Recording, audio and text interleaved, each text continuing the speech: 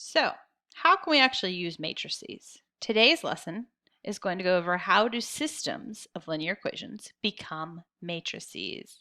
It's actually really nice because I'm going to walk you through a problem that we have to solve with algebra, and then I'm going to actually show you how matrices can be used to actually help us with this.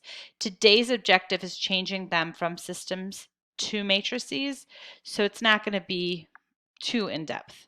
Next lesson will be a little bit more. So when I look at a problem like this, I have 2x plus y equals 5 and negative x plus 4y equals 11. A long time ago in an algebra class far, far away, you guys were tasked in solving something like this. Now, you may or may not remember, but you kind of go through and you look at your variables. I have an x here and a negative x here and a y here and a 4 here. The x's would be the most efficient because one is positive and one is negative, but I would have to multiply the second one by 2, and the first equation would stay 2x plus y equals 5, and the second equation I would double all of them to make it negative 2x plus 8y equals, distributed out, 22, and then I would do with elimination. What's going to happen is the x's would cancel out, 1y plus 8y is 9y, and 5 plus 22 is 27. I would divide by 9, y equals 3. And then I would say, wait a minute, I have two variables. I have to come around and plug this back in and find out what x is. Now, if you're like, oh my gosh, Miss Freibush, what the heck are you doing? Don't worry about it. I'm not asking you to do that. What I'm asking you to do is change this to a matrix. Now, to change this to a matrix, what I need to do is I need to look at the coefficients. Do you remember what a coefficient is? You can quick Google it if you need to. Coefficients are the values of the numbers in front of your variables. So I'm going to use the coefficients, I'm going to use the variables, and I'm going to have the constants. So I'm going to have three matrices, one for my coefficients. Now there are 1, 2, 3, 4 here. I'm going to have a 2 by 2 matrix for this. X has a 2 in front of it. Y has a 1. That first equation is making up my first row of coefficients. In my second, I have negative 1 because that x has an invisible 1 in front of it, and 4. So all I did was just kind of vacuum out the numbers in front of the x and the y. Speaking of x and y, those guys here, if you remember, when I do multiplying, it's rows by columns. So this is going to be a column matrix. I'm going to take out the x's and the y's. X comes first, so it's going to come first. Y is going to come first there. And it's going to equal, well, the only thing I haven't used are the two numbers without any variables attached, 5 and 11. So this guy right here is all this awesomeness here. Now, from last video, you know that this matrix here is basically your A matrix. This is your capital X, even though there's two variables, and it equals B. Now, instead of doing that multiply by 2, distribute out, all that stuff, all I'm going to do is go to my Desmos calculator. I'm going to put A in A, B in B, and I'm going to do A inverse B and get the answer. I don't even want you to do that today. What I want you to do today is I want you to put all this information in a coefficient matrix, a variable matrix, equal your constant matrix. Okay? So I'm going to do the second one with you. Now this is a little bit different in the fact that there's not just X, there's X and Y, there's also Z. So This, you can even see 1, 2, 3, 4, 5, 6, 7, 8, 9 coefficients I'm going to have. This is going to be a 3 by 3 because I have 3 variables.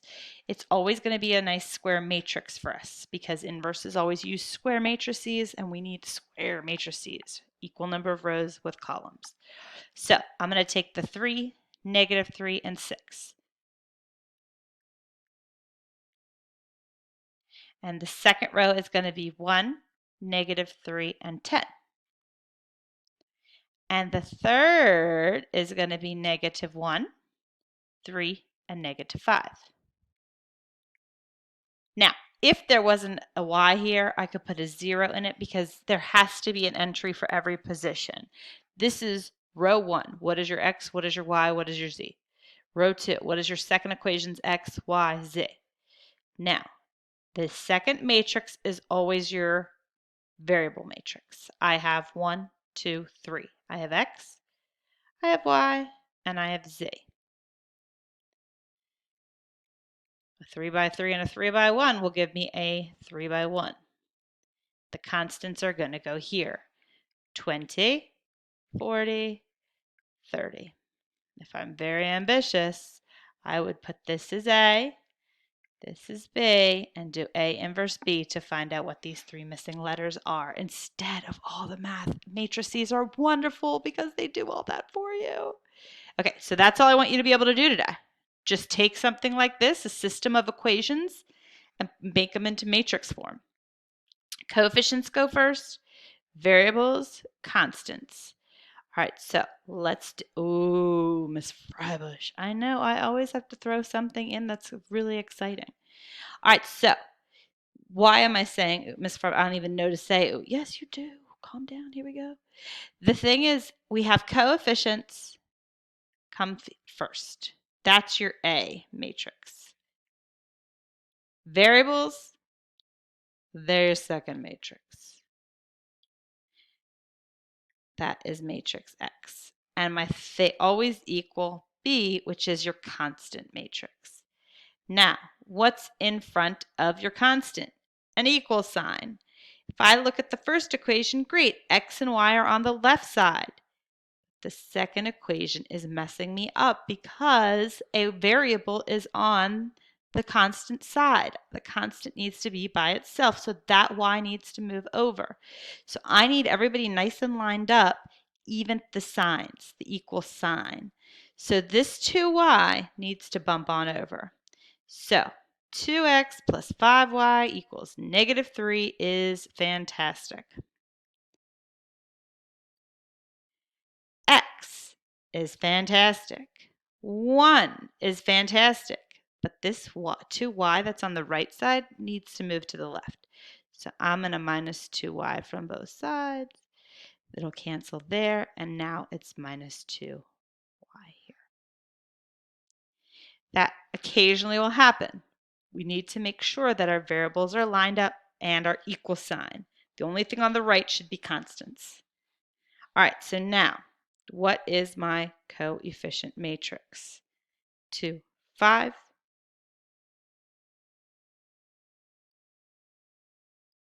1, -2. Variable matrix. Now I could just leave it a big old X, but I do see little x, little y. And they are going to equal my matrix B, which is my constant matrix. It's just -3 and 1. All right, do me a favor, press pause and try this next example on your lonesome as I write it down. Okay, coefficient 3 by 3. Variable. Are you paused? You better be paused. If you want to start with the constant, we can start with the constant. You better be trying this. X, Y, Z. I'm serious, you need to try this. 5, -7, 1 is my first row. 2, -3, -1 is my next row. And 1, 1, 1 is here.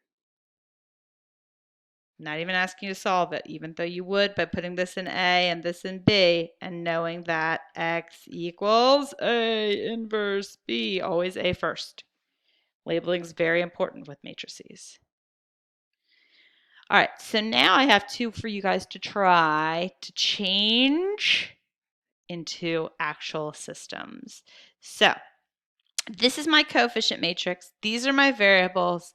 These are my constants. So I know that it's equals -1 for the first equation and equals 3 for the second equation. All right, so first row, first column. 3 partners with x, so 3x, plus -1 partners with y, it'll be -1y.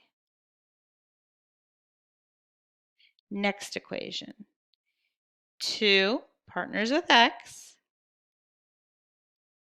and 4 partners with y. This and this are saying the same information to us. Just one, I would do A inverse B in my calculator, and the other, I would have to do some algebra to solve it. Like differing signs, I would have to multiply this by 4 and solve it that way. Matrices make things a little bit more efficient for us to do as long as we know how to use them. All right, again, I would press pause and see if you can do this one. I'm going to write it down. There's going to be 3 equations because there's 3 variables, there's 3 constants. A lot of things tell me that this is going to give me 3 equations. The first equation is going to equal 3. Second, -1. Are you paused? You should be pausing this and trying it. So x plus 0y minus 3z. If you want to put the plus 0y, you can. So next one will be 2x minus 1y. You don't need the 1 plus 3z because I used 2, -1, 3. And -2x plus 3y minus 4z is the last one. I left a little space there because I like the x's and the y's and the z's all lined up. I have some extra practice on the worksheet posted on Google Classroom for you guys to try. Please make sure you can convert these so we can actually use them when we move on to word problems. All right, happy matricing.